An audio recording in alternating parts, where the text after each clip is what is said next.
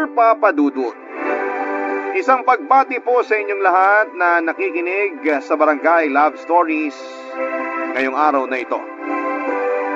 Tawagin niyo na lamang po ako sa pangalang Hasmin. 34 years old na sa kasalukuyan at nakatira dito sa Teresa, Rizal. Dalawa lang po kaming magkapatid ni Jordy. Ako ang mas matanda at bata pa lamang kami. Si Lola Baby na ang tumayong nanay namin. 70 years old na si Lola sa kasalukuyan. At sa awa ng Panginoon ay malakas pa rin siya at malinaw ang memorya. Napakaswerte namin kay Lola Baby. Pinalaki niya kami ni Jordy na disiplinado at may takot sa Diyos. Computer Science ang tinapos ng kapatid ko. Ako naman ay Hospitality Management. Pagka-graduate ay nakapagtrabaho agad ako sa isang sikat na hotel sa Maynila. Pero mas gusto kong magnegosyo kesa maging empleyado. Sabi kasi ng lola ko noong nabubuhay pa raw si Lolo ay meron silang pwesto sa palengke. Maganda raw ang kita nila sa pagtitinda ng manok ng mga panahong yon. Pero sa kasamaang palad ay kinailangang ibenta ni Lola ang pwesto nila noong magkasakit si Lolo ng pneumonia. Nakakalungkot lang po na kahit ginawa ni Lola ang lahat ng makakaya niya para maisalba ang buhay ni Lolo, ay namatay pa rin po ito. Sa kagustuhan kong bumawi kay Lola, nabanggit ko sa kanya na plano kong magbenta ng manok sa palengke. Hindi niya napigilang mapaluha sa sobrang tuwa. Very supportive ang lola ko matapos kong mag-resign sa trabaho. Sinamahan, inalalayan at pinayuhan niya ako sa mga ano ang dapat kong gawin para makakuha ng pwesto. Nang simulan ko yung negosyo ay hindi na ako kumuha ng tindera kasi gusto ni Lola na sumama sa pagtitinda. Laking pasasalamat ko sa Panginoon dahil hindi ako nagkamali na magnegosyo na lamang. Bukod sa di hamak na mas malaki ang kinikita ko kumpara sa mga regular na trabaho. Ako pa ang boss mismo. Hawak ko ang oras ko kaya nasa-celebrate namin ni na Jordy at Lola Baby ang mahahalagang okasyon gaya ng Pasko, Bagong Taon at mga birthday naming tatlo. Papadudot sa edad na 34 ay wala pa po akong asawa at wala ding kinakasama. May mga nanliligaw naman po sa akin. Bukod po sa maganda naman daw ako at may sariling negosyo. Wife material daw po ako, sabi ng mga kaibigan at mga kamag-anak ko. Kaso ay may malalim na dahilan kung bakit takot akong makipagrelasyon, Papadudot.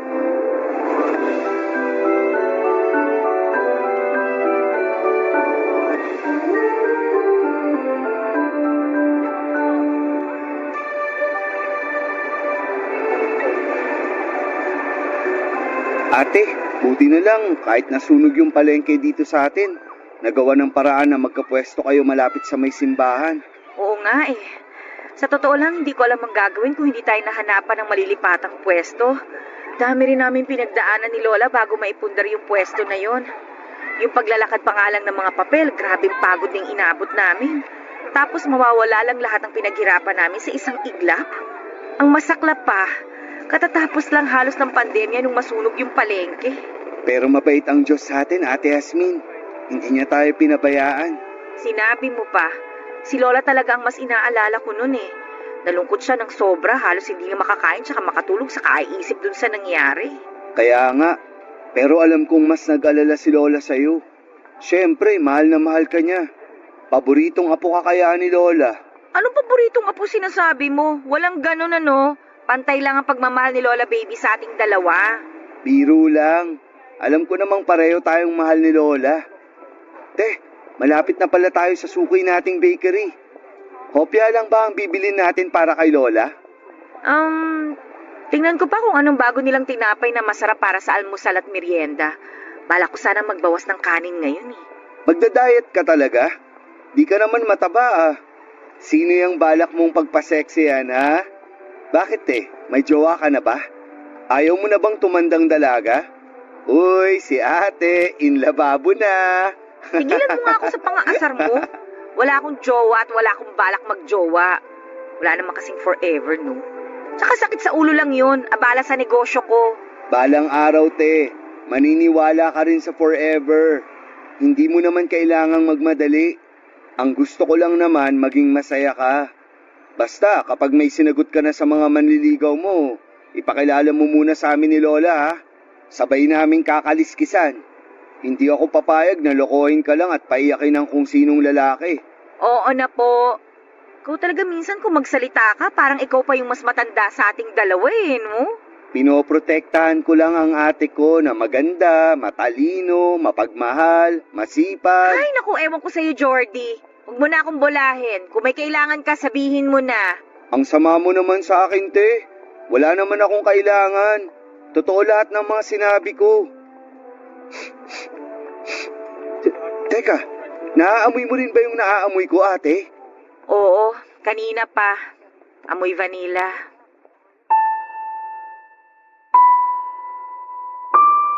Napatigil kami ni Jordy sa paglalakad pagkaamoy sa mabango at matamis na vanilla papadudot. May nagtitinda pala ng palamig malapit sa bakery kung saan kami madalas bumili. Hindi ko na napigilan ang aking emosyon habang nakatingin sa tindera ng palamig. Pero hindi siya ang nakikita ko noong mga oras na yon kundi si Mama. Dahil sa nakita kong yon ay para kong bumalik sa nakaraan. Sa panahon ng aking pagkabata. Masaya po ang childhood ko, papadudot. Marami akong naging kaibigan dahil malambing at mabait daw ako. Marahil ay dahil yon sa ipinakitang halimbawa ng parents namin. Napaka-sweet kasi nila Mama at Papa noon sa isa't isa. Consistent honor student po ako mula elementary hanggang high school. Sabi ni Lola na mana ko raw yung pagiging matalino ko kay Mama. Sayang nga lang daw dahil maaga siyang nag-asawa. Napakabata pa ni Mama nang ipinanganak niya ako. 18 pa lamang siya noon at 20 anyos naman si Papa. Dahil napakabata pa ng parents ko nang magpakasal sila ay napilitang maging mature at responsable agad si Mama. Matibay po siya, laban kung laban. Kayod kung kayod. Ginawa niyang lahat ng diskarte para makatulong kay Papa lalo na noong 2 na ang anak nila. Iniiwan kami ni Mama noon kay Lola para makapaglako siya ng banana Q, maruya, lumpia at iba pang mga merienda. Tandang-tanda ko pa noon. Sobrang aga niyang gumigising para i-ready ang mga ititinda niya. Tuwing umaga, nagigising ako sa amoy ng vanilla kapag nagtitimpla siya ng palamig. Gustong-gusto ko yung amoy na yon, pati rin amoy ng pulburon. Yon ang amoy ng kabataan ko. Pinagbenta rin kasi ako ni Mama ng pulburon sa school namin noong grade 2 ako. Kaya lang ay hindi yun nagtagal dahil nalugi siya. Lagi kasing kulang yung inuuwi kong pera at nalula lang siguro ako sa dami ng bariyang hawak ko roon. Kahit sino naman sigurong bata na pinagbenta ng kung ano-ano ay malilito matapos dumugin ng mga kaklaseng gutom at sabik sa matamis na merienda. Lalo't hindi pa naman ako ganong kagaling mag-multitask ng mga panahong yon, papadudot.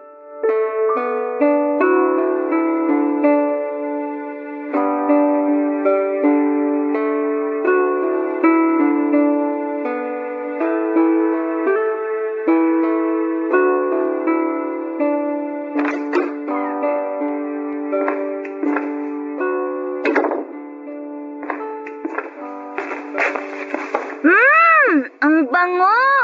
Amoy vanilla! Oh, Hasmin anak, andito ka na pala. Tamang-tama, nakahanda na tong merienda. Nagtitimpla po ba kayo ng palamig, Mama? Oo, nagtitimpla nga ako ng palamig. Nagluto rin pala ako ng banana Q para sa inyo ni Jordy. Wow! May banana Q rin! Thank you po! Ngayon lang po ulit kayo nagtimpla ng palamig. Namiss ko po yung amoy. Namiss ko rin po yung masarap na timpla nyo, Mama. Naku, pasensya na kayo, nak, ha? Naging busy na kasi si Mama sa pagtitinda ng mga bag at damit sa Tiangge. Mas malaki ang kinikita ko ngayon doon kesa nung nagbebenta pa ako ng merienda. Okay lang po yun, Mama. Naintindihan po namin. Pero di po ba nakakapagod? Lumuluwas pa po kayo sa Maynila para bumili ng mga bag tsaka damit, tapos kayo rin po yung nagtitinda? Ayos lang si Mama, kaya wag ka nang mag-alala, anak. Para naman yun sa pamilya natin. Kahit nakakapagod, masaya ako kasi natutulungan ko ang papa niyo sa mga gastusin dito sa bahay.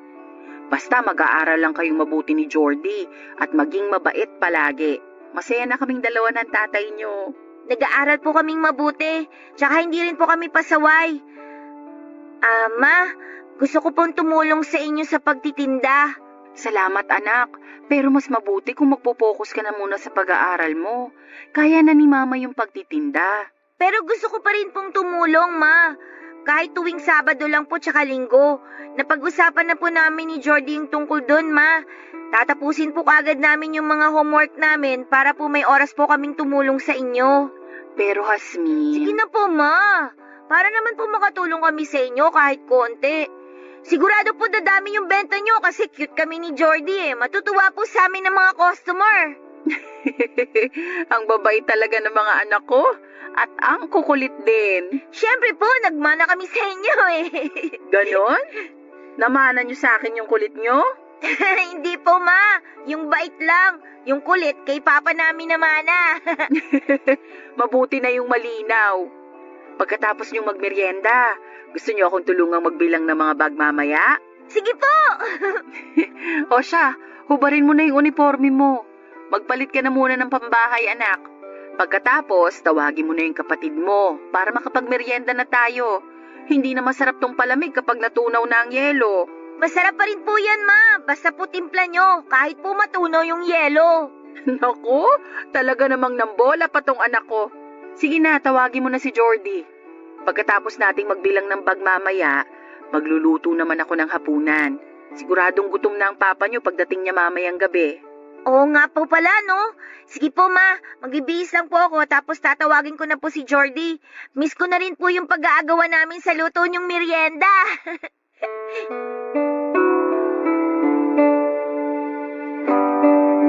Isa sa mga paborito kong bonding namin ni na Mama Jordy noon ay yung sabay-sabay naming pagmemeryenda, Papa Dudut. Madalas ay kaming tatlo lamang dahil nasa trabaho si Papa mula Lunes hanggang Sabado.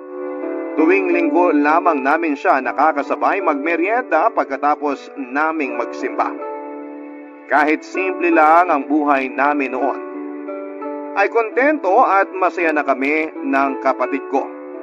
Ang mahalaga ay nakapag-aaral kami at kompleto ang aming pamilya.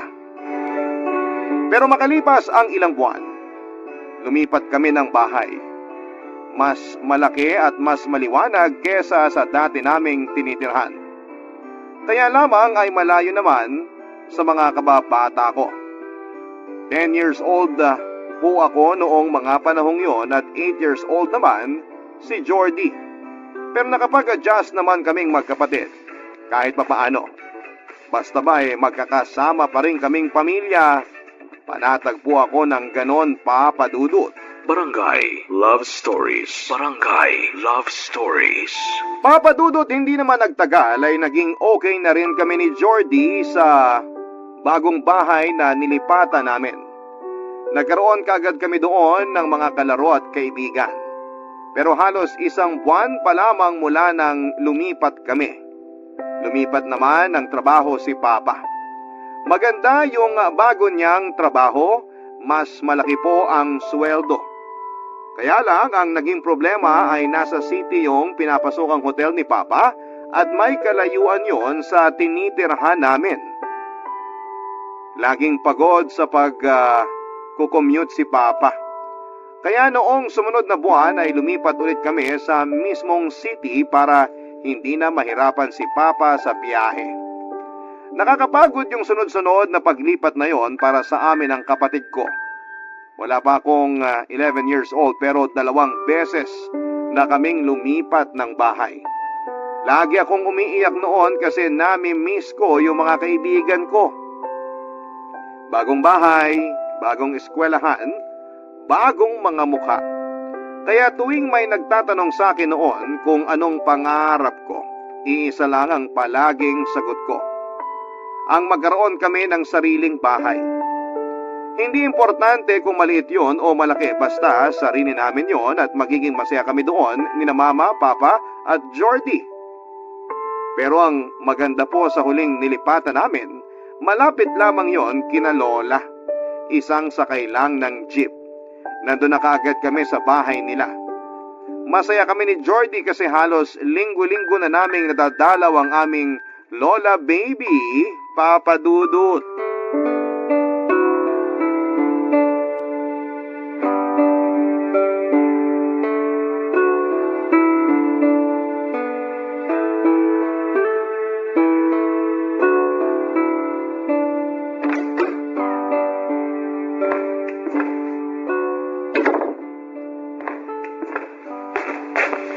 Hello po, Lola! Nandito na po ako!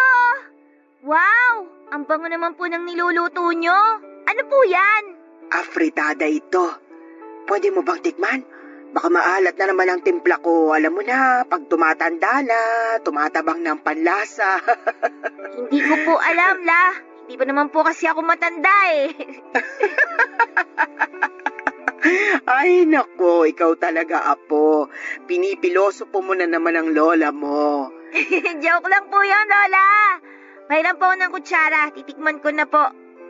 Ako na nga hawak nitong kutsara para sa'yo. Eto, tikman mo nga kung maalat ang luto ni Lola. Hindi po maalat, La. Tamang-tama lang po yung timpla nyo. Lola, thank you po ah. Bakit ka nagte-thank you, apo? Para saan?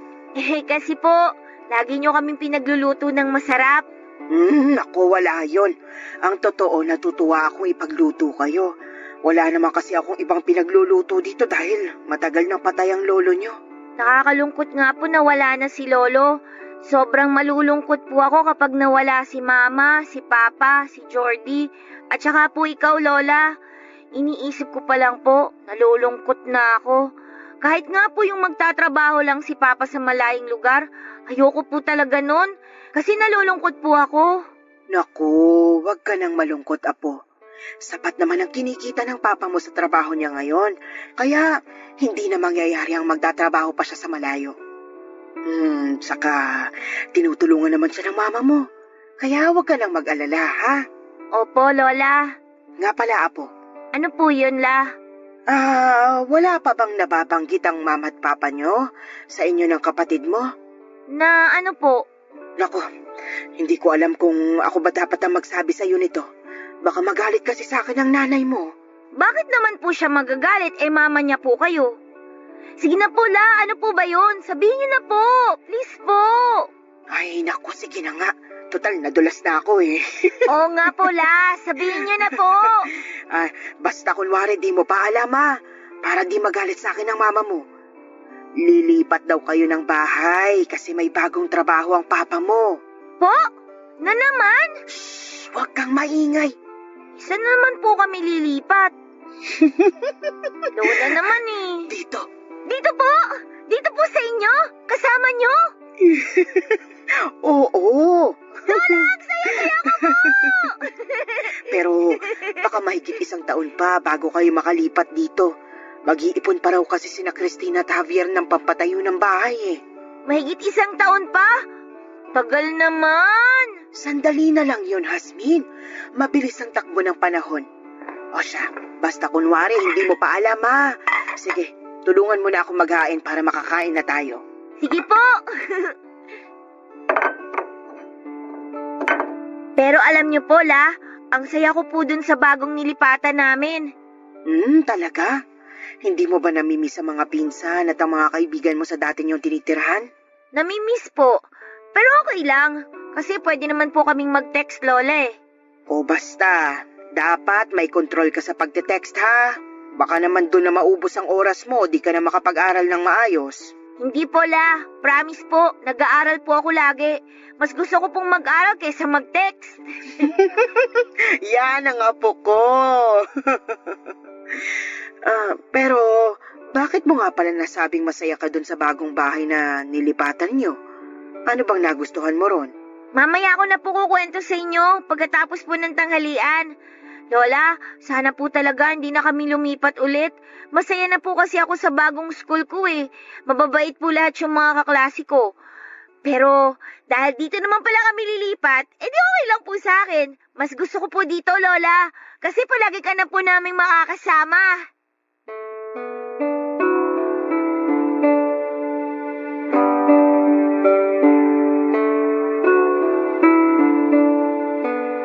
Nagpagawa ng maliit na bahay ang mga magulang ko kadikit ng bungalow ni Lola.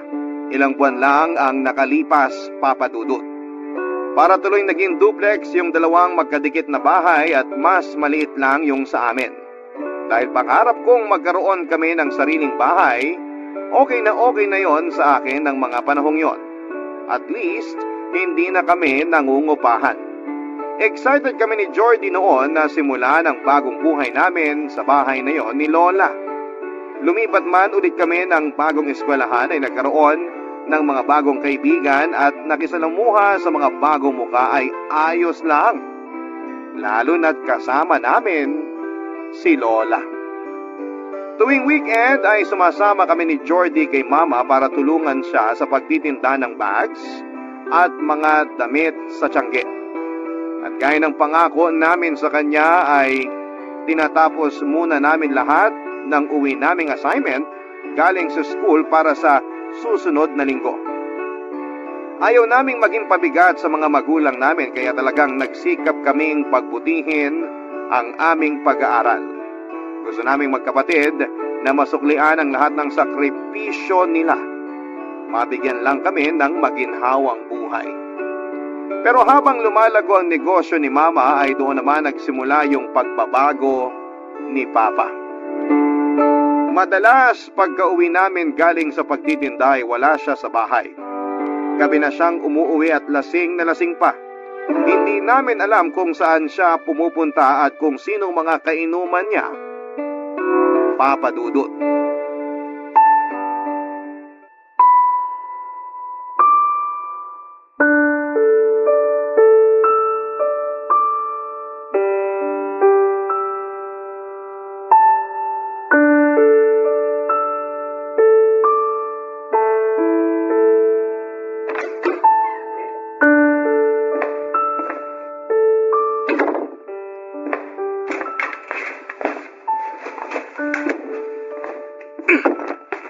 Javier, sana hindi mo hinagis yung bag mo. Baka matakot ang mga anak mo sa'yo. Saan ka ba nanggaling? Eh di sa inuman. Saan pa ba? Kumain ka na ba? Di pa ako kumakain. Pero wala rin akong gana. Sino mga kainuman mo? Mga kaibigan mo ba? Bakit bang dami mong tanong? Pinapakailaman bakit ako saan nagpupunta pag ginagabi ka ng uwi? Alam mo kung saan ako nagpupunta. Nagtitinda ako sa Tiangge kasama ng mga anak natin. Nagtitinda? Katarantaduan. Bakit? Kulang ba kinikita ko para sa pamilya na to? Hindi naman sa ganun. O yun naman pala eh. Bakit ka pa nagtitinda? Simulat sa pool, ako na nagtatrabaho para sa pamilyang to, Christina. Nagtitinda-tinda ka na dati pa, pero barya lang kinikita mo. Yun bang kinagagalit mo? Na kumikita ako ng pera? Nagtitinda ako dahil gusto kong makatulong sa'yo. Sa pamilya natin. Alam kong hindi madali ang trabaho mo, kaya gusto kong tumulong sa mga gastusin para hindi ganun kabigat para sa'yo. Nag-aaral ang mga anak natin, Javier. At napakabilis lang ng panahon. Hindi natin namamalayan high school na pala si Jasmine. Kaya pinag-iipunan ko na yun ngayon pa lang. Iniinsulto mo ang pagkalalaki ko. Hindi ko kailangan ng tulong mo. Ako ang padre di pamilya. Kaya kong buhay ng pamilyang to. Kaya kong pag-aralin ng mga anak ko. Hindi kita iniinsulto. Gusto lang kitang tulungan. Bakit mo naman naisip na iniinsulto kita? Mayabang ka na kasi. Bakit? Dahil malakas na kinikita mo ngayon? Anong susunod mo sasabihin sa akin? Na wag na ako magtrabaho dahil kaya mo nang ikaw na lang? Pati mga anak natin, idinamay mo dyan sa mga kalokohan mo. Javier, makinig ka naman sa akin, no? Saka na natin to pag-usapan pag hindi ka nalasing. Halika na sa kwarto, aalalayan kita baka... Huwag Hindi ko kailangan ng tulong mo. Kaya kong pumasok mag-isa sa kwarto kahit nakainom ako.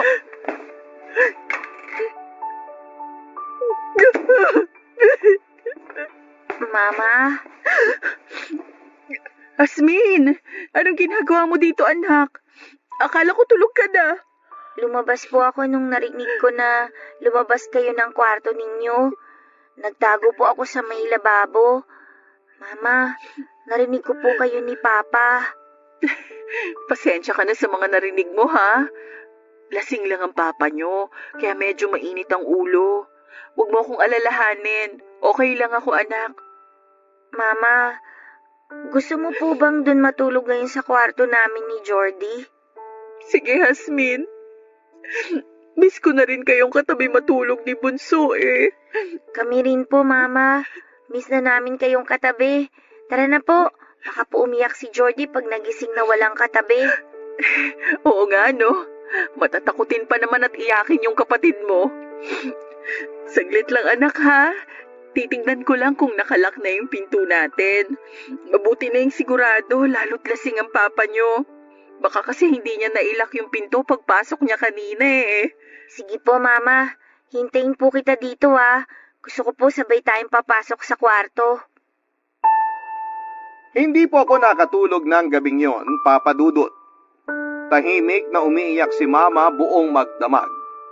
Awang-awa po ako sa kanya noon kaya hindi ko rin napigilang mapaiyak. Kagaya ni Mama ay tahimik lang din na lumuluha ako habang nakahiga. Mabuti na lamang at nakatalakbong ako ng kumot kaya hindi halatang umiiyak din po ako. Nagkunwari na lamang po akong tulog na parang hindi mag-alala sa akin si Mama. Hindi ko alam kung anong nangyayari sa papa namin kung bakit po siya nagkaganon. Wala namang pong masama sa ginagawa ng mama ko noon. Gusto lang po niyang makatulong kay papa pero sa halip na matuwa at magpasalamat kay mama ay naggalit pa ang tatay namin sa kanya. Nalungkot po ako at nasaktan dahil nasaksihan ko kung paano sigawan at awayin ni papa si mama. Akala ko pa naman kapag lumipat kami kina Lola, mas magiging masaya ang pamilya namin. Pero taliwas po sa inaasahan ko ang mga nangyari noon, Papa Dudut. Barangay Love Stories. Barangay Love Stories.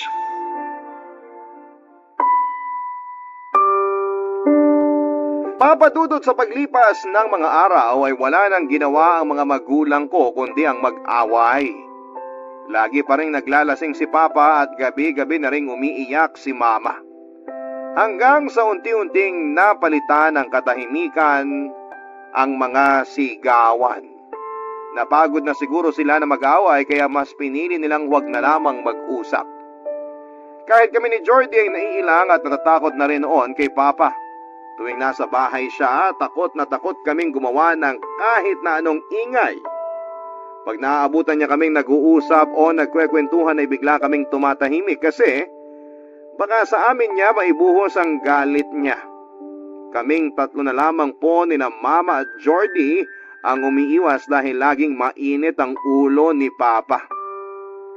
Nagtataka kaming magkapatid kung bakit biglang nagbago si Papa. Hindi naman siya dating ganoon at mabait po siya, malambing at mahinahon na magsalita. Sweet din po sila ni Mama at bihira po siyang umiinom, Papa Dudut, kahit may mahalagang okasyon. Bukod sa madalas na silang mag-away mula nang lumipat kami kina Lola ay hindi na rin po kami nagbabanding kagaya ng dati. Mabuti na lamang po at isinama kami ni Lola Baby tuwing araw ng linggo para magsimba. Hirap na po ako noon, Papa Dudut. At alam kong hirap na rin po sina Mama at Jordy. Naninigip ang dibdib ko tuwing maiisip ang pwedeng mangyari sa pamilya namin. Na itatanong ko noon sa Diyos kung dapat ba akong magpasalamat na napalitan ng katahimikan yung pagsisigawan ng mga magulang ko o dapat bang mas mag-alala ko. Naramdaman ko na wala naman sigurong mas malalang mangyayari. Pagdating ng araw, mag-uusap ulit sina Mama at Papa. Hindi po ako nawala ng pag-asa, Papa Dudut, na magiging masayang muli kami gaya ng dati. Hanggang isang araw.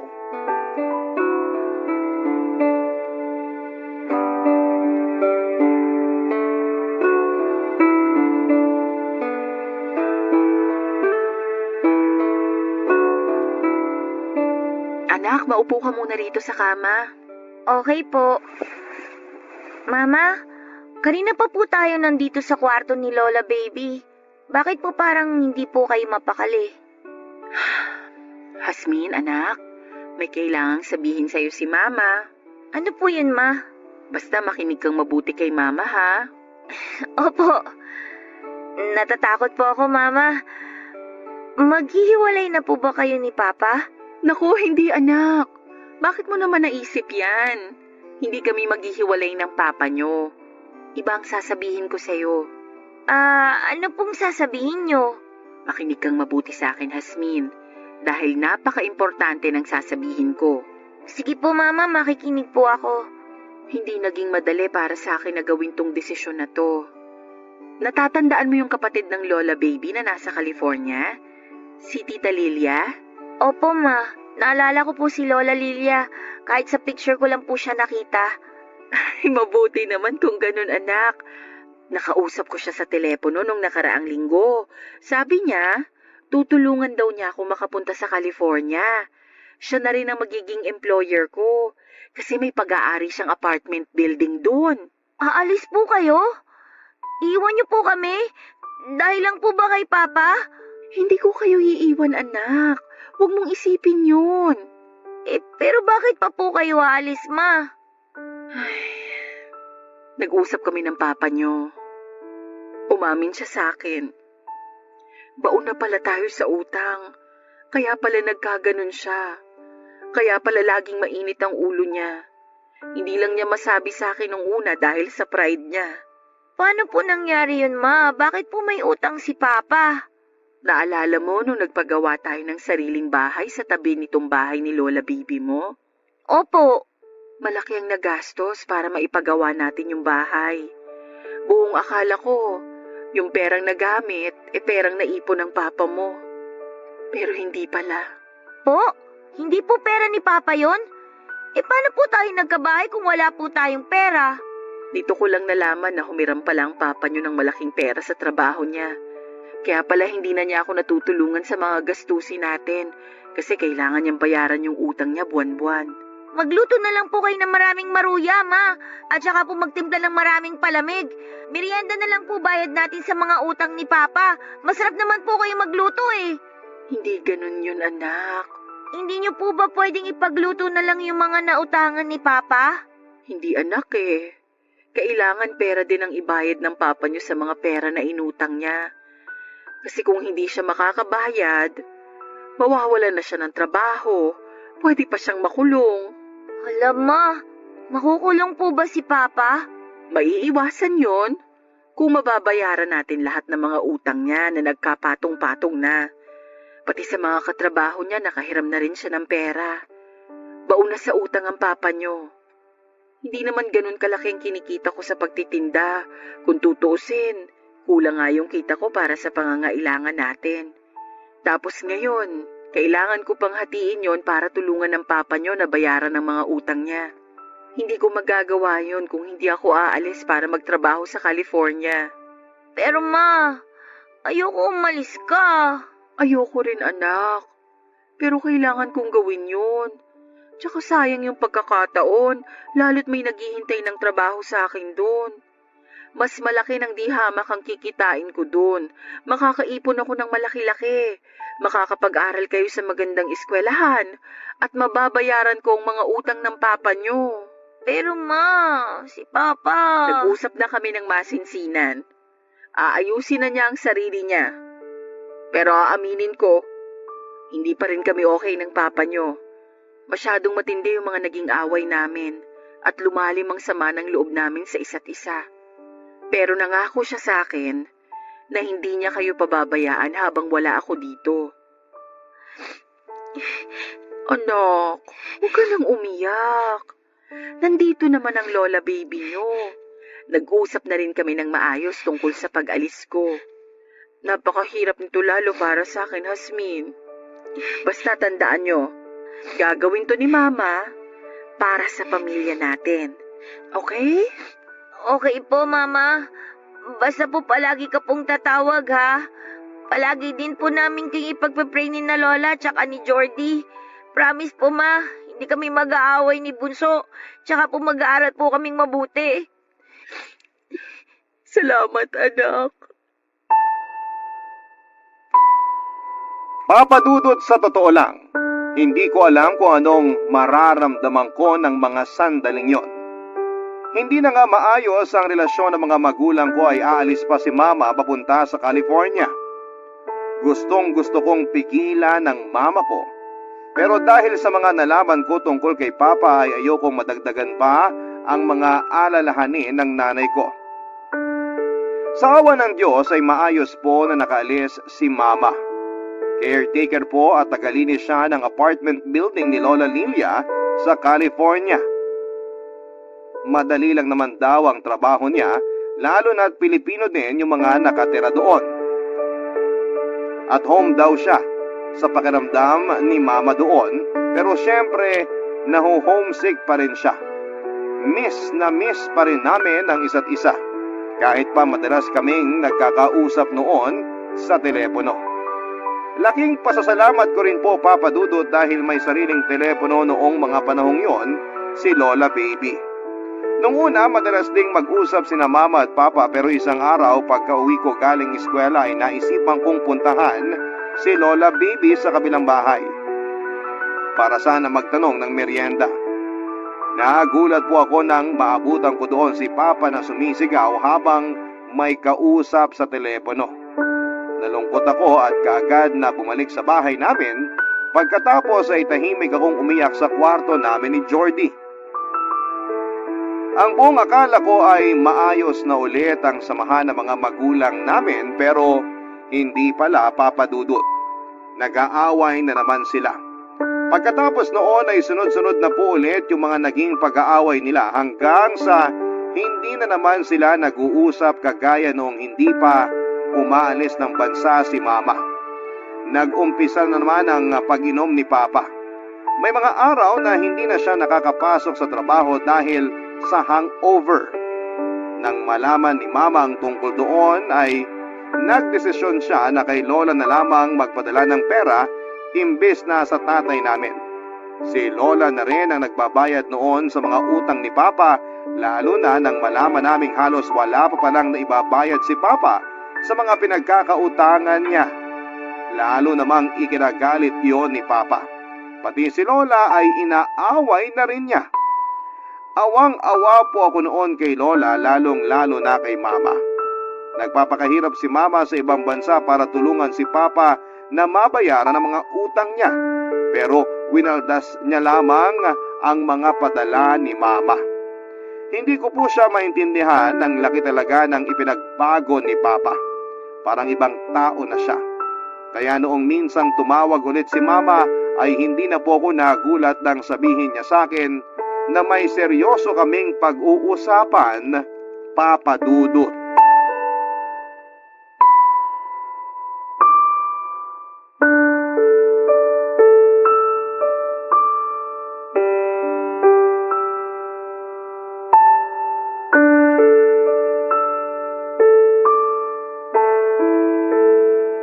Anak, makinig kang mabuti sa sasabihin ko.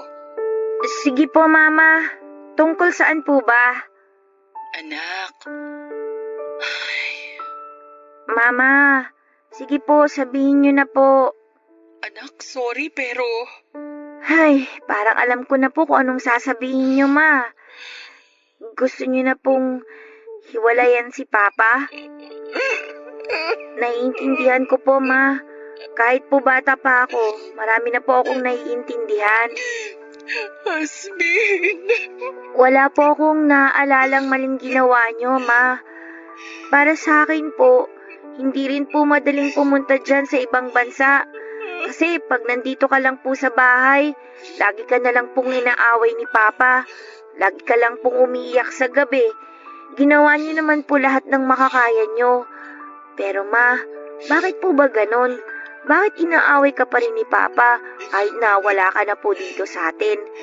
Kahit po nagtatrabaho ka na po dyan, bakit po nagagalit pa rin sa inyo si Papa? Ayaw ba niya na magtrabaho ka po dyan sa malayo? Hindi ko po alam kung bakit naaway ka pa rin po ni Papa kahit nagpapadala naman po kayo ng maraming pera. Hindi ko rin alam ang sagot dyan sa mga katanungan mo, anak. Kaya okay na lang po kahit maghiwalay kayo ni Papa, Ma. Tanggap ko na naman po yun. Sigurado rin po akong maiintindihan kayo ni Jordy pagdating po ng araw. Napaka maunawain mong bata, Hasmin. Palagi po kasi akong pinapayuhan ni Lola Baby, Ma. Lagi po niyang pinapaliwanag sa amin kung ano po yung nangyayari sa pamilya natin. Hindi po nagkulang si Lola na paalalahanan kami ni Jordy. Kaya, tahan na po kayo, Ma. Huwag na po kayong umiyak. Huwag na po kayong malungkot dyan, Ma. Kasi kami naman po ni na Lola ang bahala kay Jordy. Salamat, anak. May hihilingin sana ako sa'yo. May nakita ako sa internet na magaling na family lawyer malapit dyan sa atin. Pwede mo bang sabihin mamaya sa lola mo pagdating niya galing sa palengke na puntahan yung taong yon? Baka kasi hindi ako agad makatawag ulit dyan mamaya. Opo, Ma. Sasabihin ko po kay Lola Baby yung bilin niyo po pagdating niya. Mama, mahal na mahal ko po kayo. Hasmin, anak. Pasensya ka na, ha? Napakabata mo pa. Hindi kita dapat binibigyan ng ganito kabigat na responsibilidad. Hayaan mo. Makakabawi rin si Mama sa lahat ng pagkukulang ko sa inyo ni Bunso. Mahal na mahal ko rin kayong mga anak ko. Lahat ng ginagawa ko para lang sa inyo. Palagi akong mag-iingat dito. Kayo rin, ha? Mag-iingat kayo dyan palagi. Makinig at sumunod lang kayo sa lola nyo, ha? Opo, Mama.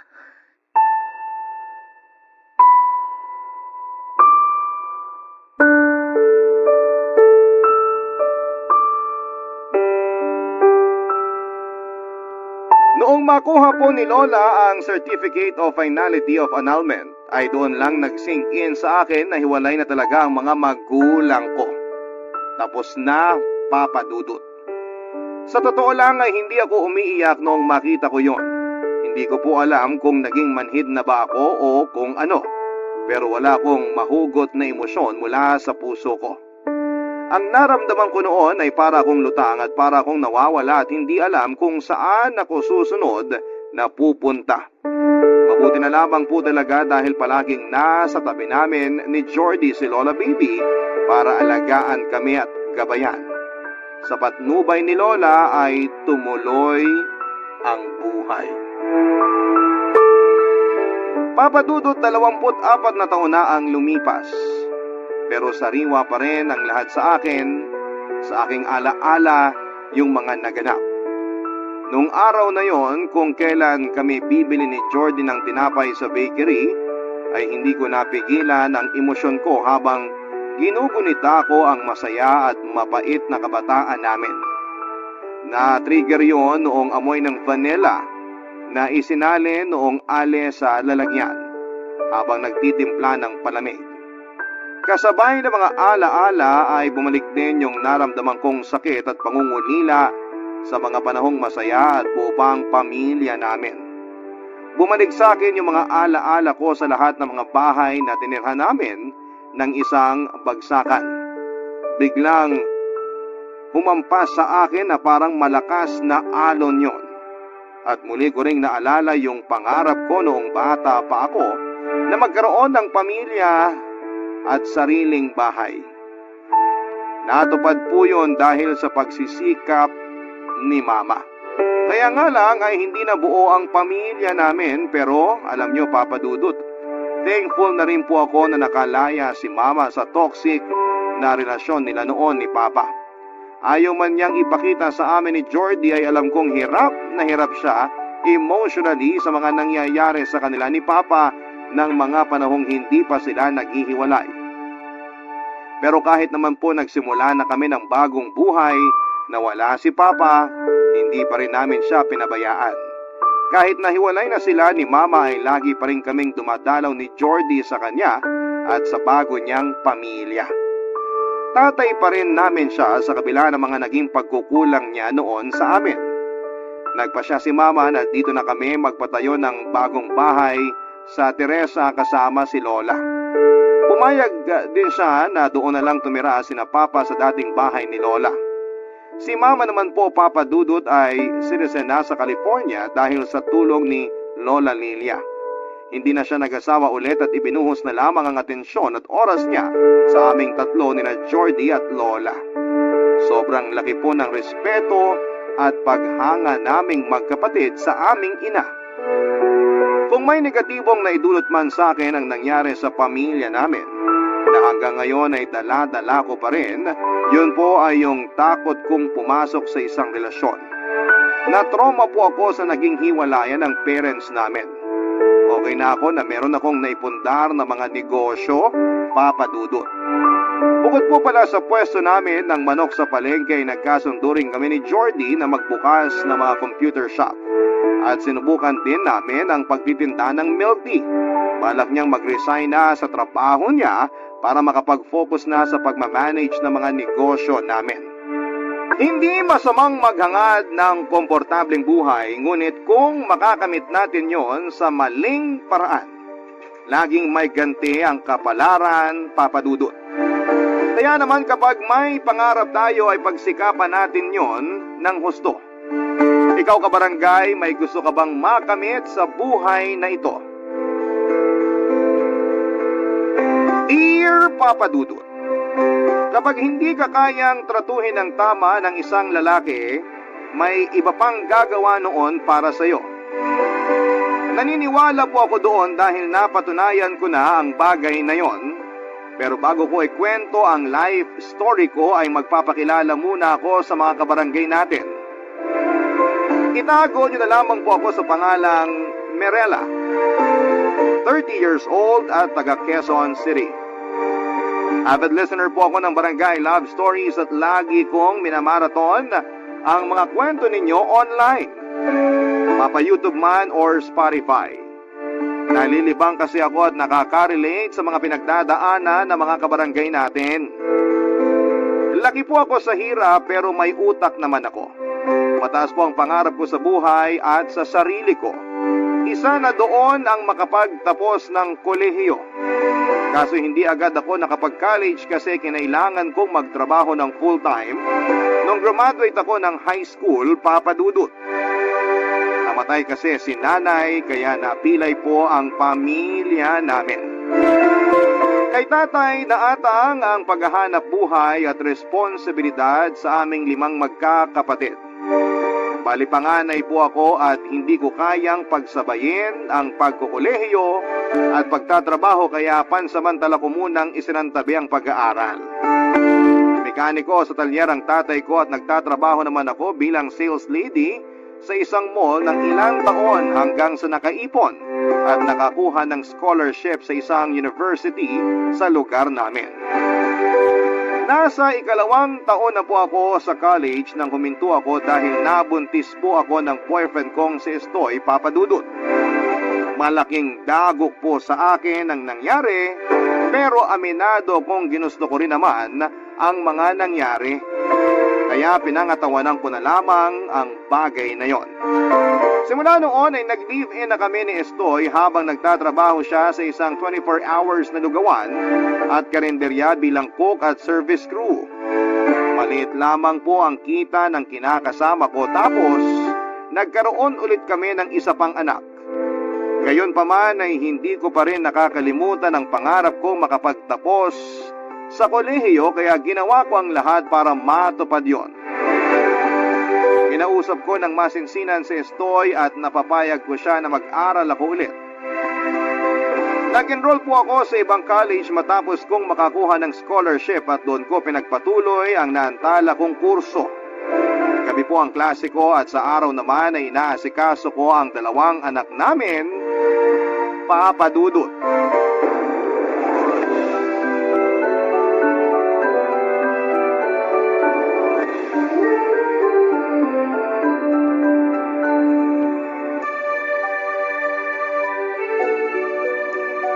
Mirela, napapansin ko, napapadalas na yung pag-absent mo sa klase ko. Oo nga po, Sir Alfonso. Pasensya na po kayo. Kaya lang, alam mo naman na malaking bagay yung attendance para pumasa ka. Kaso sa loob ng 1 linggo, 1 o 2 araw kang hindi pumapasok. Pag pinagpatuloy mo yun, maapektuhan na talaga ng gusto ang grades mo, lalo na sa subject ko. Ay, naiintindihan ko po kaya nahihiya po ako sa inyo, Sir Alfonso. Ganon din po sa ibang mga professor ko kasi kahit sila kinausap na rin ako tungkol sa madalas kong pag-absent eh. Nangako na lang ako na sisikapin kong di na maulit. Ano ba kasing dahilan bukod dun sa lagi mo sinasabi na nagbabantay ka ng anak mo?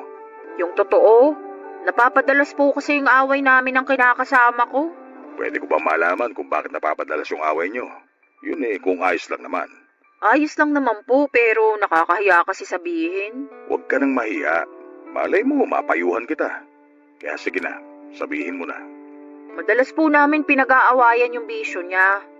Napapabarkada rin kasi siya tapos napapainom.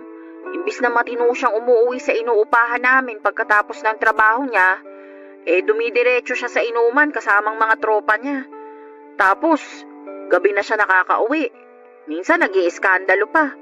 Yun bang sigaw pa siya ng sigaw at gagawa ng eksena kaya nakakahiya po sa mga kapitbahay. Pag ganun pong nangyayari, hindi ko maiwan yung mga anak namin. Kasi wala naman pong mag-aalaga. Sinubukan mo na ba siyang kausapin tungkol sa bagay na yan?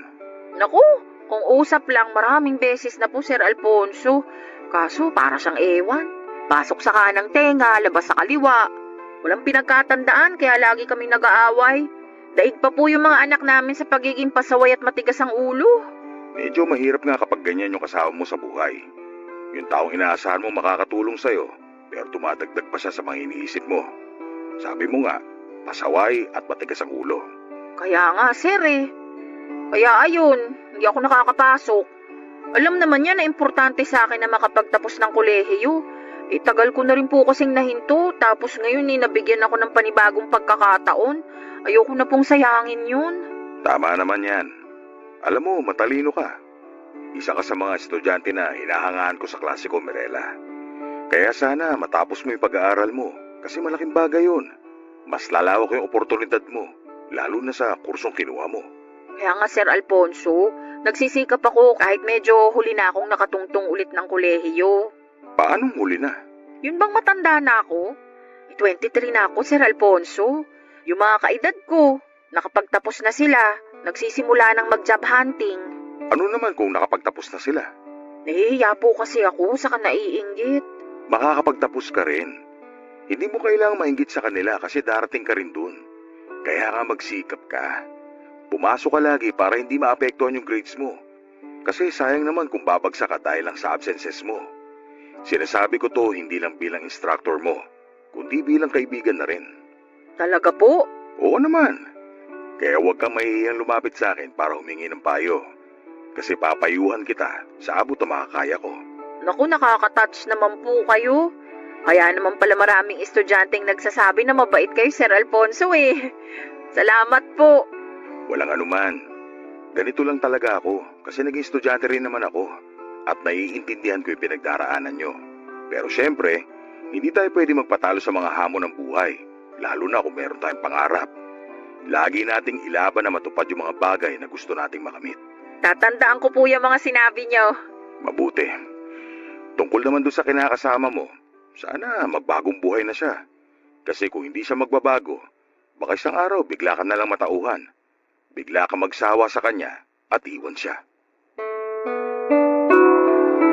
Sa lahat po ng instructor ko ay si Sir Alfonso ang naging close ko. Mabait kasi siya, magiliw magsalita at malambing ang boses. Tapos ay ramdam ko rin yung concern niya sa mga estudyante niya.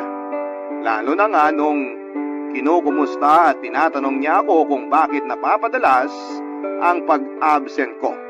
Hindi na nga ako noon nagsinungaling sa kanya at nag-open na rin kaagad tungkol sa problema ko, Papa Dudut. Masaya naman ako kasi naiintindihan niya yon at nakisimpatya rin siya sa akin. At habang tumatagal nga ay mas lalo kaming napalapit sa isa't isa. Hanggang sa umabot na yon sa punto na parang nahuhulog na ako sa kanya. Bukod kasi sa presence at mga advice ni Sir Alfonso, may mga bagay siyang ginagawa na para sa akin ay hindi na pangkaraniwan. Lalo na nung minsang binilhan niya ako ng pagkain kasi alam niya na nagtitipid ako at madalas din na hindi na ako nakakapagbaon. Nung una ay tumatanggi ako pero aminado naman ako noon na masarap din yung mga pagkaing ibinibigay niya. Kadalasan kasi sa mga binibigay niya sa akin ay first time kong matikman, kaya may parte sa akin na sabik na tanggapin ang mga yon. Lagi rin niya akong pinakikisuyuang tulungan siya sa mga bagay na may kinalaman sa school, katulad ng pagdidistribute ng test paper sa mga kaklase namin at pag-check ng mga ito, pag-aayos ng chapters sa libro na for photocopy at kung ano-ano pa. Sinubukan ko pong hindi bigyan ng kulay ang ginagawa ni Sir Alfonso, pero isang beses ay mayroon siyang inamin sa akin. Dahilan para ako ay may makumpirma, Papa Dudut.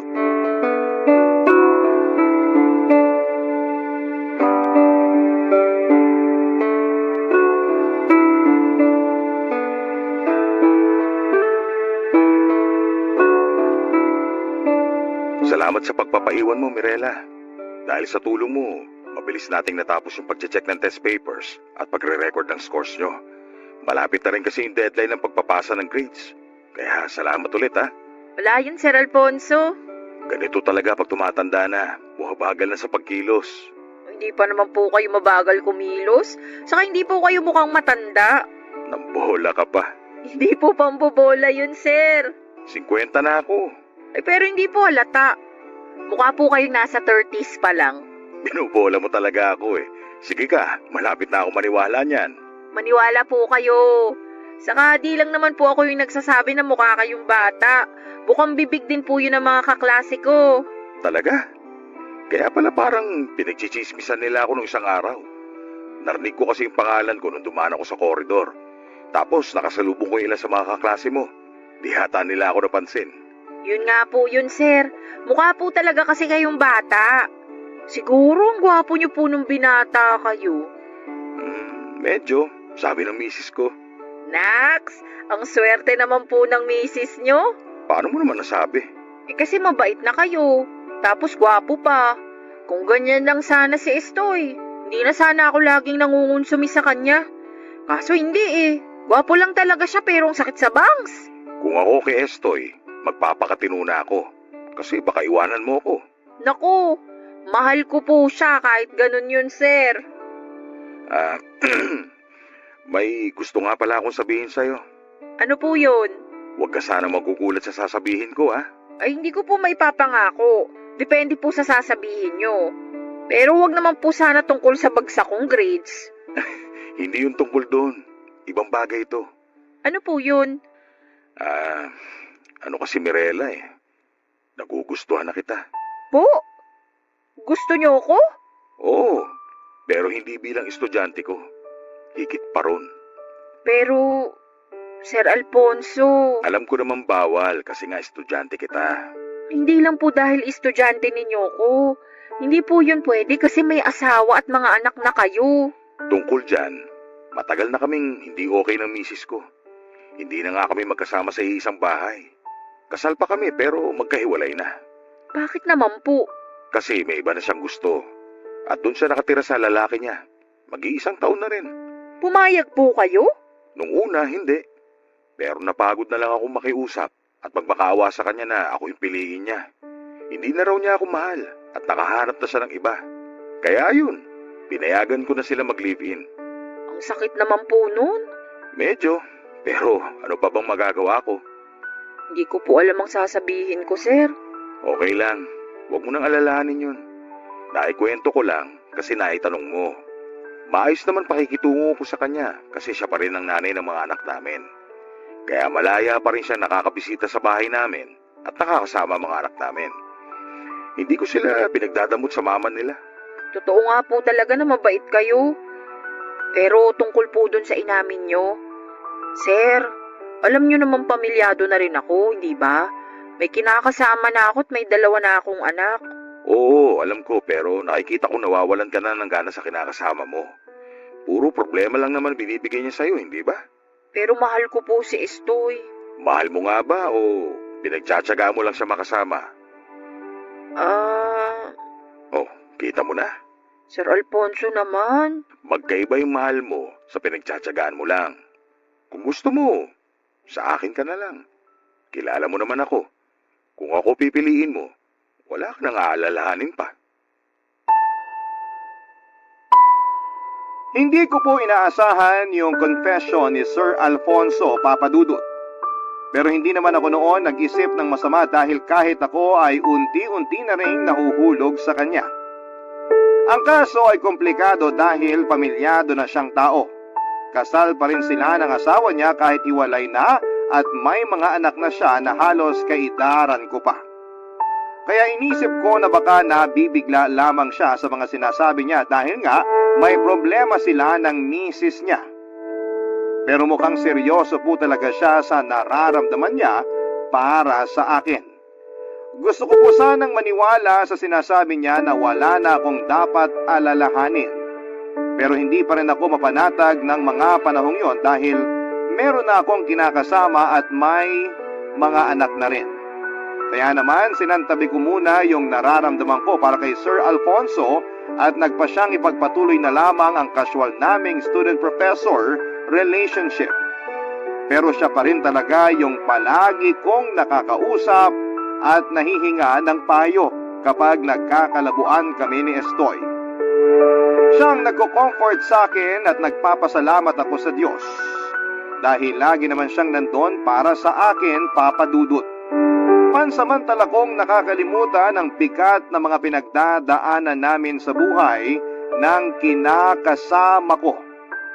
Noong ko naisip na sana ay si Sir Alfonso na lamang ang una kong nakilala at hindi si Estoy, na wala namang ginawa kundi ang bigyan ako ng sakit ng ulo ng mga panahong yon na kami ay nagsasamang dalawa, Papa Dudut. Buti na lang at nandyan si Sir Alfonso, Papa Dudut. Barangay Love Stories. Barangay Love Stories. Mabait naman po si Estoy lalo na ng mga unang taon ng pagsasama namin bilang magkasintahan. Hanggang sa magsama na nga kami, Papa Dudut. Yon ang dahilan kaya nagustuhan ko siya at aminado ako na mahal ko siya, Papa Dudut. Pero nagbago siya. Noong nagkaanak na kami at doon na rin lumabas ang tunay niyang ugali. Sabi ng mga matatanda, malalaman mo raw yung totoong kulay ng isang tao kapag nagsama na kayo sa iisang bubong. Napakakalad po sa bahay ni Estoy. Kung anong linis ko sa bahay ay siya namang duminya at burara, Papa Dudut. Kaya nga minsan ay hindi ko na mapigilang magbunganga dahil kahit pagod na ako sa pag-aasikaso, sa mga anak namin ay hindi man lang niya ako tinutulungan.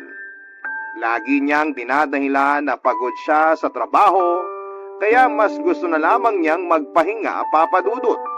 Bukod pa doon ay kulang din siya sa diskarte. Kontento na lamang siya sa kinikita niya. Marami siyang pangarap pero hanggang doon na lamang yon.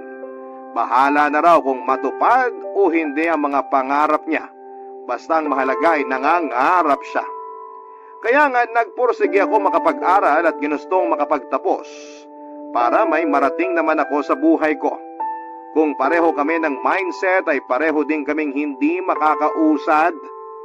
Sa paglipas ng mga araw, unti-unti po noong nababawasan ang pagmamahal ko kay Estoy at napupunta yon kay Sir Alfonso, Papa Dudut.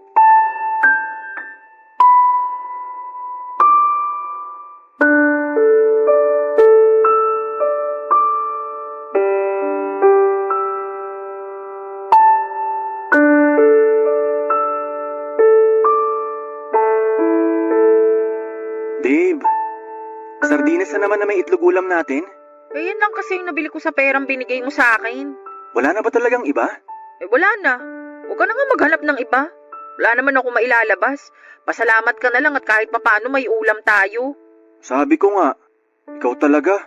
Sinermonan mo pa ako. Eh, ang kulit mo kasi. Eh, kumain ka na. Nasaan yung mga bata? Natutulog pa. Mamaya ako nagigisingin para kumain. Bakit ang sungit mo? Hindi ako masungit. Eh ano yan? Ano yan? Kumukunot yung noo mo. Tapos nagsasalubong yung kilay mo. Nagsusungit ka eh. Ewan ko sa'yo, Esto, ang dami mong napapansin. Huwag ka na kasi masungit. Sige ka, papangit ka niyan. Kung nagpapatawa ka, pues hindi nakakatawa. Kumain ka na nga lang dyan. Dami mo pang sinasabi. Sorry na babe, huwag ka na magalit. Sige ka, baka magising ang mga anak natin. Sa kulit ng mga yon, di tayo makakain ng maayos. Oo, tapos, di mo naman ako tinutulungan magpakain sa kanila. Ako na lang lahat. Ikaw nandun sa sala, nanonood lang ng TV o kaya natutulog sa sopa. Mirela naman, tinutulungan naman kita sa ibang gawaing bahay ah. Sige nga, ano yung mga sinasabi mong tulong? Ako yung nagkikip ng tubig para sa pagbabanlaw mo ng mga labahan natin. Yun lang? Pinagmamalaki mo na yon? Oo, mahirap kaya magbuhat ng timbang may lamang tubig. Mabigat din yun ha. Mukhang ang bigat na bigat ka eh. Laging natatapon yung laman, kaya pagdating nung timba, kalahati na lang yung lamang tubig. O sige, bukod doon, ano pang naitulong mo? Ako naguhugas ng pinggan. Oo, ikaw nga. Pero ginagawa mo lang yun kapag galit na ako at malapit ko ng iba to sa mukha mo yung mga plato. Ikaw na yun. Kesa naman sa walang ginagawa, di ba? Ewan ko sa'yo. Kailangan pa talaga na magalit ako para lang kumilos ka. Hindi ka naman baldado, hindi ka naman inutil, pero parang kang robot na disusi. Sakit mo naman magsalita, babe. Naku, huwag mo na nga ako matawag-tawag na babe. Naalibad pa rin ako sa'yo. Naglalambing lang naman eh. Huwag ako yung lambingin mo, wala ako sa mood. Teka, napapansin ko lagi ka nalang wala sa mood pag naglalambing ako ah. Kahit kiss ko, tinatanggihan mo na rin. Hindi ka naman ganyan dati ah. Nakakatampo ka na ah. Maliit na bagay, pinalalaki mo. Para yun lang nagtatampo ka na agad? Malamang. Parang asawa na nga kita eh. Tapos ayaw mo magpahalik sa akin? Natural magtatampo ako. Ikaw ah. Anong ako? Baka may iba ka na, kaya nanlalamig ka na sa akin. Yung utak mong nilalamig kaya kung ano-anong naiisip mo. Wala akong iba. Baka ikaw ang meron. Kung magkakaroon naman ako ng iba, sana noon na... bakit ka na mamalo? Nagtatanong ka pa talaga? Kumain ka na nga lang dyan. Totoo naman yung sinasabi ko. Alin sa mga sinabi mong totoo? Yung sa pagkakaroon ko ng iba. Noon pa lang sana, kaso mahal nga kita. Kaya, pahalik na ako, babe. Halika mo mukha mo, nakakabwisit ka. Grabe, sungit. May dalaw ka ba? Baka gusto mo talampakan kung dumalaw sa mukha mo. Alam ko, Papa Dudut, na may mga pagkukulang din ako kay Estoy, pero sana ay alam niya rin noon yung mga pagkukulang niya sa akin. Pero sa nakikita ko na mga panahong yun ay parang hindi niya naman yun nararamdaman. Sarili lamang niya ang iniisip niya, Papa Dudut. At lagi niyang pinagsasawalang bahala yung nararamdaman ko. Ilang beses ko rin naman siyang sinuportahan at kinumbinse na maghanap naman ng maayos na trabaho. Yung may regular na kita dahil lumalaki na rin naman yung pangangailangan ng pamilya namin. Pero parang wala pa rin sa kanya yon, Papa Dudut. Sinasabi lang niya na makontento kami sa kung ano ang meron at wag nang maghangad ng sobra dahil hindi naman kami mayaman. Yon ang punot dulo ng kawalan ko ng gana sa kanya. Wala talaga siyang pangarap sa buhay. Kaya naman hinanap ko kay Sir Alfonso ang kalinga at pagmamahal na hindi ko nakukuha sa kanya. Pumayag po ako na magkaroon kami ng secret relationship kapalit ng pera. Opo, binibigyan niya ako noon ng pera. Tulong na rin daw niya sa akin at sa mga anak ko. Tinanggap ko na lamang kasi kailangan namin yon, Papa Dudut. Kay Sir Alfonso ko po naranasan yung tinatawag nilang princess treatment. At ang sarap po pala sa pakiramdam na tinatrato ka ng tama. Sa loob ng 2 buwan ay sobrang saya po ng naging pagsasama namin ng professor ko. Kahit na pataguyon, Papa Dudut.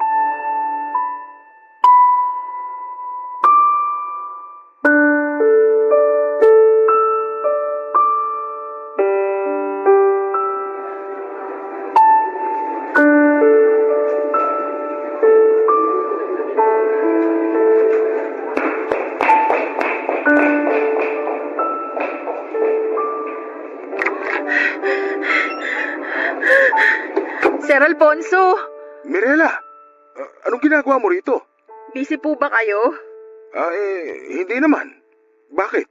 May sasabihin po kasi ako. Ha? Teka, maupo ka nga muna. Mukhang importante yan ah. Ganun nga po, sir. Oh, ano ba yung sasabihin mo? Kasi po, hindi pa po kasi ako dinadatnan ngayong buwan kaya medyo nag-aalala na ako. Bukod po doon, nakakaramdam din ako ng pagkahilot, naduduwal ako tuwing umaga. Kaya nagdesisyon na po ako na mag-PT. Ano naman resulta nung nag-PT ka? Positive po. Ano? Buntis po ako. Anak niyo po tong pinagbubuntis ko. Teka. Inulit mo ba yung PT? Baka kasi akala mo buntis ka pero hindi naman pala. Inulit ko na po. 2 beses ako nag-PT pero ganun pa rin ang resulta. Positive pa rin po. Buntis po ako. Ay, nalinti ka na. Ano pong ibig niyong sabihin? Hindi ka pwedeng mabuntis. Kasi pag nalaman niya na misis ko, baka... Baka ano po? Teka, ano naman pong pakialam ng misis niyo rito? Hiwalay na kayo. Ano kasi, may kailangan din akong sabihin sa'yo. Ha? Ano yan? Bakit matapos kong sabihin na buntis ako, may sasabihin ka rin? Huwag kang sumigaw. Baka may makarinig sa'yo. Oh, huwag kang umiyak. Pasensya ka na talaga. Bakit ba kasi kayo nagagalit sa akin? Hindi ko naman yung sinasadya. Nagulat lang ako doon sa sinabi mo. Sabi mo hindi ako pwedeng mabuntis kasi baka malaman ng misis mo. Bakit? Ano po bang mangyayari kapag nalaman niya? Nagkabalikan na kami, Mirela. Pasensya ka na kasi hindi ko nasabi sa'yo kaagad. Kailan pa po? Magdadalawang linggo pa lang naman. Kaya pala lagi kayong may kausap sa cellphone nyo tapos lagi kayong nakangiti. Yun naman pala okay na kayo ng misis nyo. Asawa ko pa rin siya. Nanay pa rin siya ng mga anak ko. Pero paano ako? At yung magiging anak natin? Sa totoo lang, hindi ko alam. Hindi ko alam kung paano na to ngayon. Ayoko na masira ulit kami ng asawa ko. Mahal ko siya. Di ako makapaniwala na mahal mo siya ulit ng ganun lang. Eh ano ko? Para usan? Hindi naman sa ganon. Ganun na rin yun. Kunwari pa kayo, ginawa nyo lang akong kabit. Minahal kita pero hindi kita kayang panagutan. Pati na yung bata yung pinagbubuntis mo. Kaya sana maintindihan mo. Hindi ko po kayo maiintindihan. At kahit ano pang gawin yung paliwanag, hindi ko maiintindihan yung panloloko nyo sa akin. Ginawa nyo akong tanga. Sa una pa lang naman, alam naman natin na komplikado yung relasyon na meron tayo. Kaya sana hindi ka na umasa na lalalim yun ng gusto. Hindi naman sana ako aasa kung hindi nyo sinabing mahal nyo ako eh. Mahal pa rin naman kita pero mas mahal ko yung asawa ko. Sana maintindihan mo yun. Pero paano na yung magiging anak natin? Alam niyong lagot ako kay Estoy pag nalaman niya na buntis ako ng ibang lalaki. Ipalaglag mo na lang yung bata. Ano sabi niyo? Mali naman kasi talaga na nabuhay ang batang yan. Kaya ipalaglag mo na lang. Total, dugo pa lang naman yan. Komplikado na yung sitwasyon. Kaya huwag mo nang palalain pa. Hindi po ako makapaniwala sa sinabi ni Sir Alfonso na hindi niya kayang panagutan ang dinadala ko dahil mas magiging komplikado lang ang lahat, Papa Dudut. Hindi ko maiwasang magalit dahil sa kapa niya yon sinabi kong kailan nagbunga na ang lihim naming relasyon. Kasabay noon ay hindi ko na rin naitago yung pag-aalala ko dahil baka malaman ni Estoy na pinagtaksilan ko siya, Papa Dudut. Natakot ako sa pwede niyang gawin sa akin o sa mga anak ko. Ayoko pong may mangyaring masama sa amin. Doon ko naisip na ipapahamak lamang ako ng batang nasa sinapupunan ko. Kung hindi kasi siya nabuo, hindi magiging magulo ang lahat. Naisip ko rin na hindi pa ako handang magkaanak ulit sa pangatlong pagkakataon dahil mas lalo noong mahahadlangan ang mga pangarap ko na makapagtapos ng pag-aaral at umasenso sa buhay. Kaya naman kahit na masakit, Papa Dudut, ay pumasok na sa isipan ko noon na ipalaglag na lamang ang bata. Tulad ng sinabi ni Sir Alfonso. Alam kong mali at malaking kasalanan ang naisip kong gawin, Papa Dudut. Pero nilamon na ako ng matinding takot ng mga panahong yon. Barangay Love Stories. Barangay Love Stories. Desidido na sana ako noon na ipalaglag ang batang dinadala ko. Pero biglang nagbago ang desisyon kong yon nang mapadaan ako sa may simbahan. Sakto pa na may misa na mga oras na yon, Papa Dudut. Pumasok ako at nakipag-usap sa Diyos para humingi ng tawad sa malaking kasalanan na naisip kong gawin. Sakto na nagbimisa kaya pumasok ako at doon po ako humingi ng tawad sa Diyos dahil sa mga naisip ko. Nagdasal po ako at sinabi ko sa kanya na hindi ko na pagpaplanuhang sakta ng bata na nasa sinapupunan ko, Papa Dudut. Parang natauhan ako pagkatapos ng misa kaya nagpasya ako na ipagpatuloy na lamang ang pagbubuntis. Nagawa ko pa namang itago yon sa lahat dahil hindi pa naman kalakihan ng tiyan ko. Iniwasan ko na rin si Sir Alfonso matapos ang sinabi niya sa akin nung huling beses kaming magkausap. Dismayado ako sa kanya dahil sa inasal niya. Naniwala ako na siya yung pinakaunang poprotekta sa akin at sa magiging anak namin, pero hindi niya yon nagawa, Papa Dudut. Naduwag siya. Malakas lang ang loob niya na gumawa ng kalokohan pero hindi naman pala niya kayang panagutan. At kahit na ano pang dahilan niya ay wala na akong pakialam pa. Hindi naman ako humiling ng kasal sa kanya. Ang gusto ko lang ay sustentuhan niya kami ng anak ko. Mahal ko siya pero alam kong imposible ang relasyon namin lalo na't komplikado ito. Kapag nalaman pa ng mismong eskwelahan yung namamagitan sa amin ay may posibilidad na matanggalan siya ng lisensya na makapagturo. Dahil sa mga aksyon ko ay nag-alala rin po si Sir Alfonso. Kaya kinulit niya akong makipagkita sa kanya para makipag-usap, Papa Dudut.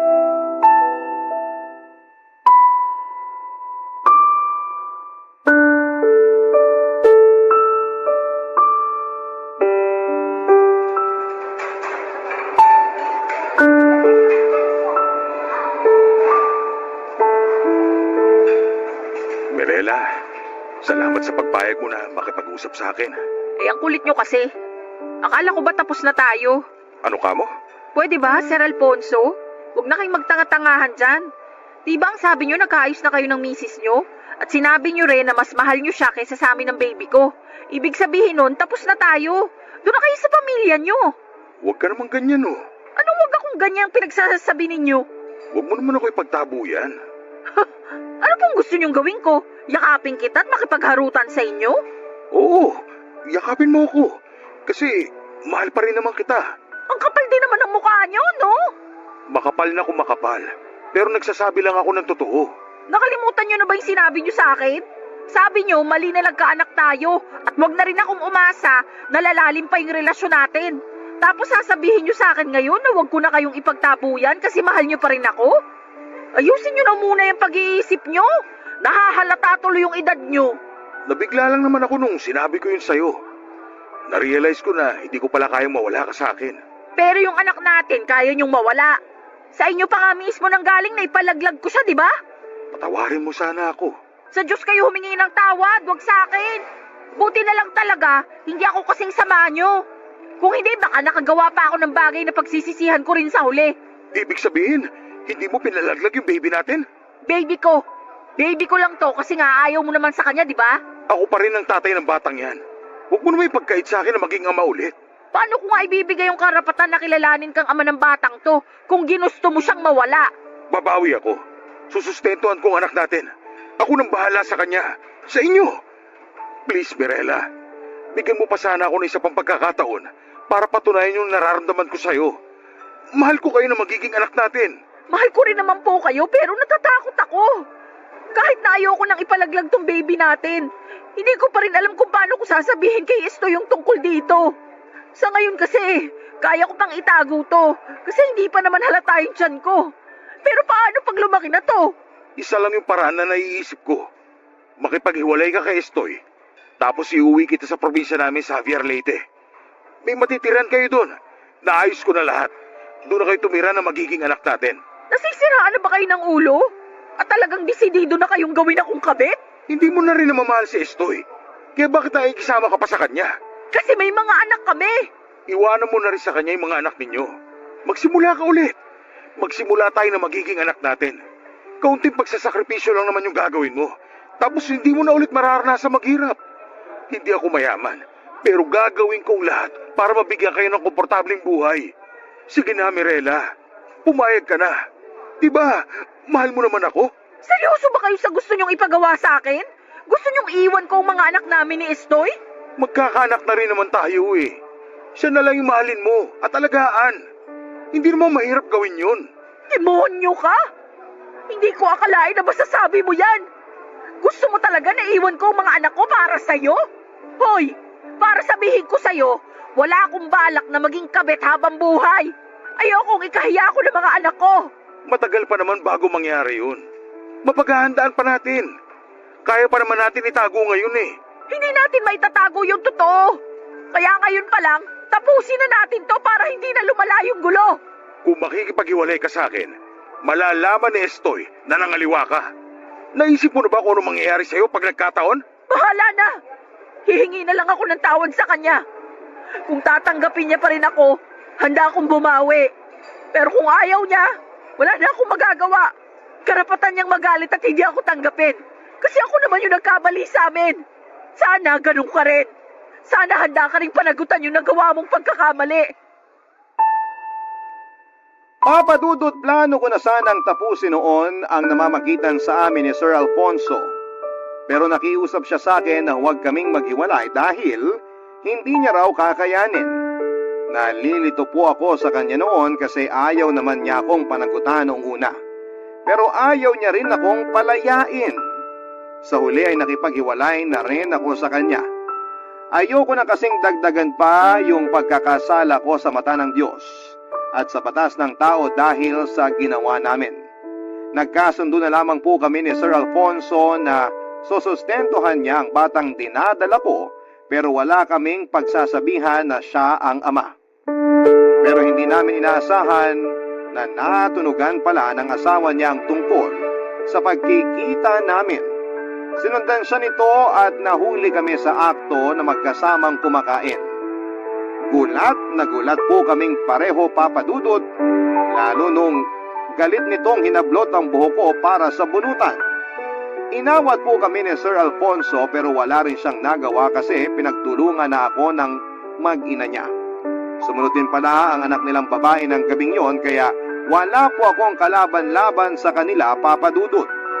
Inawat kami ng mga crew sa naturang fast food chain na kinakaroon na namin. Ilang sandali lang matapos yon ay namalayan ko na lamang na dinudugo na pala ako. Natakot pa ako noon at ganoon din si Sir Alfonso kaya dali-dali niya akong dinala sa pinakamalapit na ospital. Kaya lang, huli na ang lahat. Dahil sa nangyari ay tuluyan na akong nakunan. Tuluyan na nga pong nalaman ni Estoy ang pangangaliwa ko noong puntahan niya ko sa ospital, Papa Dudut. Kitang-kita ko sa mga mata niya yung matinding galit at pandidiri sa akin. Walang patid ang luha ko noon habang humihingi ng tawad sa kanya. Pero hindi pa raw niya kayang ibigay yon. Hindi niya rin alam kung kaya pa niyang ibigay yon pagkatapos ng lahat. Gusto ko ring magalit sa kanya dahil sa mga pagkukulang niya pero mali na isumbat ko yon sa kanya para lang bigyan ng katwiran ang kasalanang nagawa ko. Kung tutuusin ay mas malaki yung kasalanan ko sa kanya. Tungkol naman kay Sir Alfonso ay nawala na ako ng balita sa kanya at sa pamilya niya dahil hindi na rin naman ako noon nakabalik sa school. Tuluyan na akong huminto, Papa Dudut.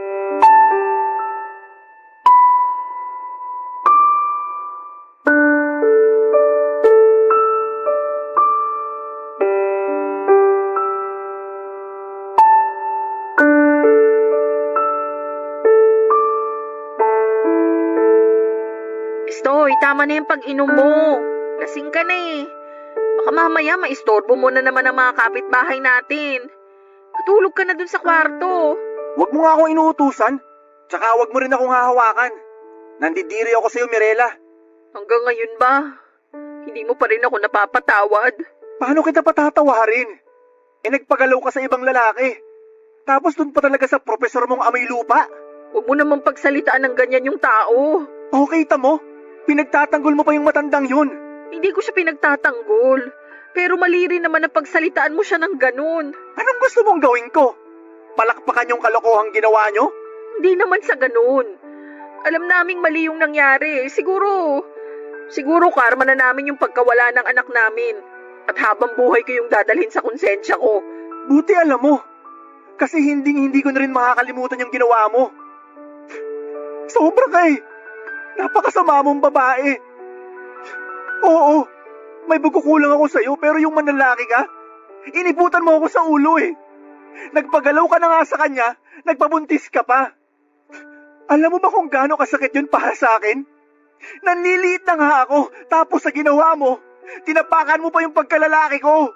Alam ko, kaya nga humihingi ako ng tawad sa iyo eh. Hindi na maibabalik ng paghingi mo ng tawad yung tiwala ko sa'yo, kasi sinira mo na yun. Bigyan mo pa ako ng isang pagkakataon, Estoy. Ano pang pagkakataon yung gusto mo? Sa tingin mo ba, ganun lang kadali kalimutan yung ginawa mo? Huwag ka nang umasa na mapapatawad kita agad. Hindi ko naman hinihiling na patawarin mo ko agad, pero sana isipin mo rin yung pamilya natin. Ikaw na rin yung may sabi. May pagkukulang ka kaya hinanap ko sa iba yung mga bagay na wala sa'yo. Hindi sana mangyayari yun kung hindi ka nagkulang sa pamilya natin. Kasama nga kita pero parang mag-isa lang ako sa lahat. Parang ako lang yung may pangarap para sa atin. Anong gusto mong gawin ko? Sige nga. Magsimula tayo ulit. Bumawi ka. Babawi rin ako. Magtulungan tayo para sa mga anak natin. Kung makapagsalita ka, akala mo ganun lang kadali yun. Palibhasa, ikaw yung nagloko. Wala namang madali lalo na sa pagbuo ng pamilya. Mas lamang yung hirap kaysa sa ginhawa. Marami tayong isasakripisyo pero kakayanin kasi inspirasyon natin ang mga anak natin. Inalok ako ni Sir Alfonso ng mas komportabling buhay pero kapalit nun, iiwan ko kayo ng mga anak ko. Hindi ako pumayag. Hindi ko kayang mapalayo sa mga bata.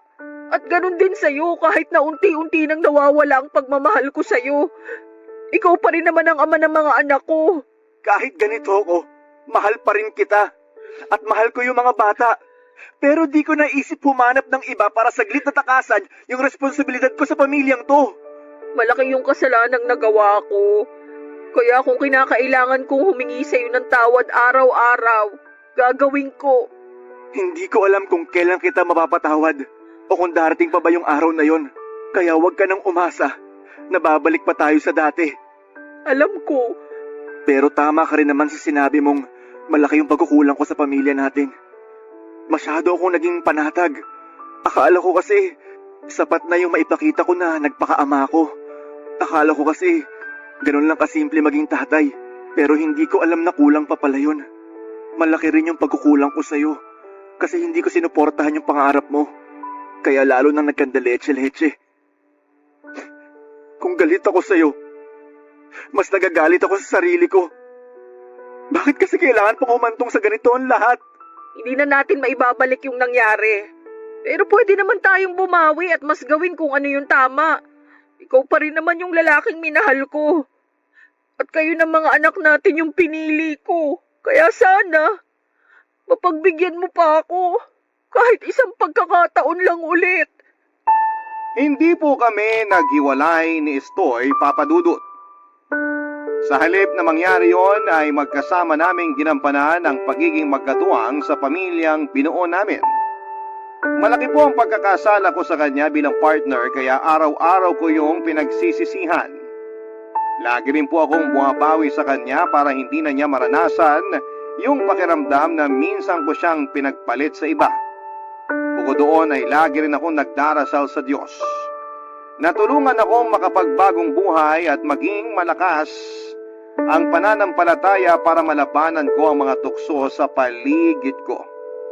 Akala ko dahil bumabawi na ako noon sa mga maling nagawa ko, ay magiging maayos na ang lahat, Papa Dudut. Pero nagkamali ako. Sa pagkakataong yun ay si Estoy naman ang nangaliwa at sa huli ay pinili niyang sumama sa babae niya. Iniwan niya kami ng mga anak niya ng ganon na lamang. Sobrang sakit po ng ginawa niya, pero wala naman akong nagawa. Hindi ko na siya napilit pang bumalik sa amin ng mga anak niya dahil desidido na siyang panindigan ang bago niya.